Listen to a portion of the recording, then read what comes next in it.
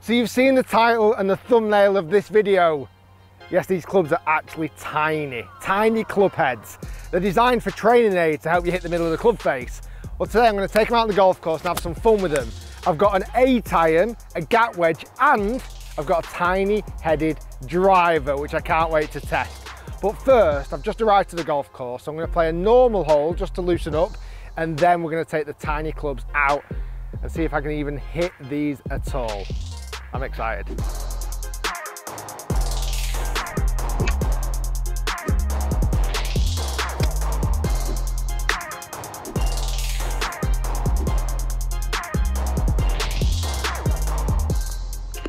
Okay, so that's the warm-up hole done. I needed that just to get ready for this little challenge. How good was that driver off the deck, by the way? That was absolutely ripped. That might be the best driver off the deck I've ever hit. But now it's time to switch it up. So these are the clubs I'm going to play golf with. We've got a tiny headed driver, an 8-iron, which is a 36 degree, and a gap wedge, which is the 52 degree. And I've put my own putter in the bag. I brought with me as well the driver, 8-iron and gap wedge on my own set, just to get a size comparison. This is the size comparison of these clubs. How ridiculous.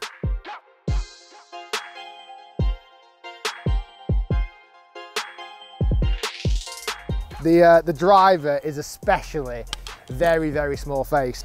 Not only am I going to use these clubs with the very small heads, but they're the only clubs I'm going to use, so I have to be creative.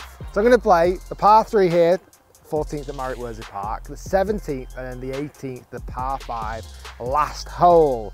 I can't wait to test out this driver. I'm so intrigued. Right, let's start off. I think this is going to be, distance-wise, 150 yards, so perfect 8-iron to kick things off. So this is what I'm faced with. Look at that. The golf ball pretty much only just fits on the club face. It's about the same width. If I hit anything that's close to the toe, it's going to be a horrendous shot. If I hit anywhere close to the heel, I'm going to basically shank it. This is going to be a real tough test. Right, par 3 to kick things off.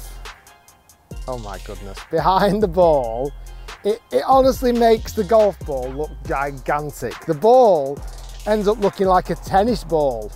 Wow. It's a regular length golf club, but it's just got the smallest of heads. Right, let's see if I can hit a good one. Oh no, that has gone miles left. Wow, I only just missed centre then. I honestly just missed centre of the golf club, and that has missed green massively left. It's in a horrible situation now. I'm gonna have to use the little 52 degree. I have to bump it up and hopefully land it on the green and stop it quick. Right, I gotta play delicate, come on. I've got to strike the middle. It's slightly sat down.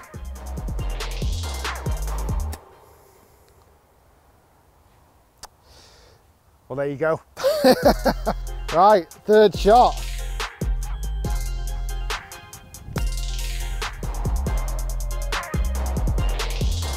That's better, but it's not great.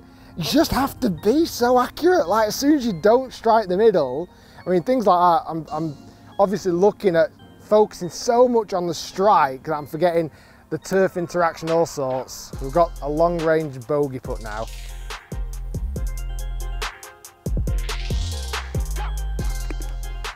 So that is a double bogey to start things off, but I think this might be the first time and the only time I can actually blame my golf clubs. Like, these clubs are so difficult to hit. I think my objective today is to try and make a par, which is definitely, there's no guarantee with these clubs. So the next hole I'm on is the drivable par 4, and I'd normally hit my own driver.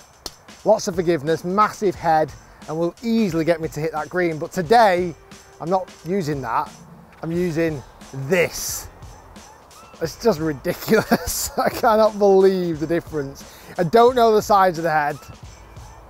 No idea, but it's very, very small. Right, let's see how I go on with this. This could be a total disaster. Again, it's just a little bit shorter than the driver length.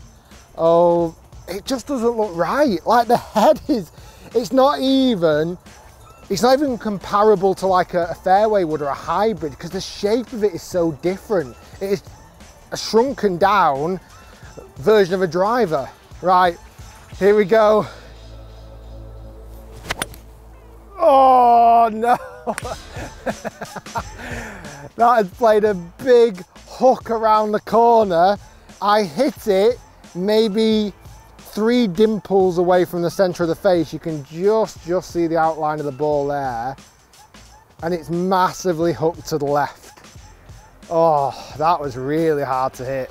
So here we go, second shot on this short par 4. I'm still 100 yards left to go. So I'm gonna hit the little 52.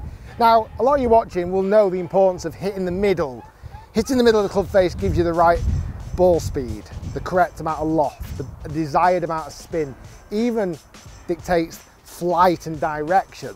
And that's why this is so hard. With such a small head, the margin for error is tiny. And that's why golf clubs have become more forgiving, easier to hit to some degree, because you can have the heads bigger to some extent.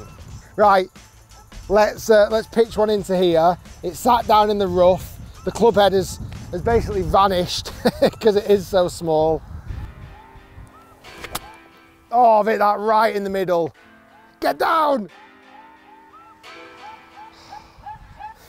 Now I've hit it too far. Right, I'm faced with possibly the hardest shot I've ever had to play here. I'm over the green.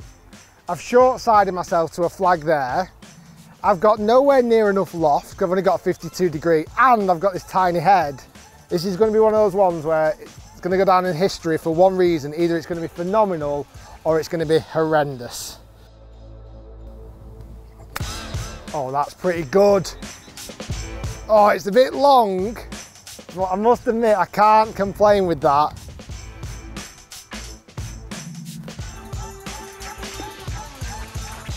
Okay, the last hole I'm going to play, and I'm going to cheat because I'm going to hit 5 shots with this driver and choose the best one. I've got to be able to crack this. I've got to be able to hit a good one, surely.